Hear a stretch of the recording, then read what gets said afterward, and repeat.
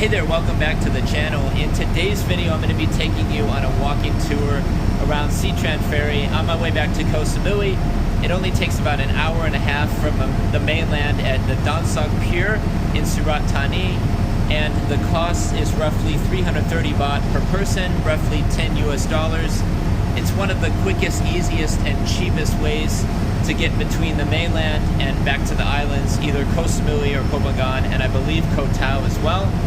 Seatran is only one of 3 options to choose from. You also have the Raja Ferry, which allows you to bring your car, truck, or motorbike on the boat as well as Seatran. And then we also have Lampraya, which is a little bit more expensive. I think it's about 1,000 baht per person.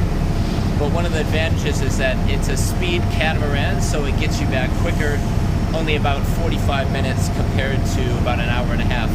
But I usually prefer to take Seatran, so in this video I'm just going to be taking you on a walking tour around the boat. We should be back in Koh Samui in about 20 minutes now, so enjoy this video. Please subscribe to the channel and let me know if you're planning a trip to Koh Samui. I've been living on the island for about a year and a half, just over 3 years in Thailand, and I'm a wealth of information.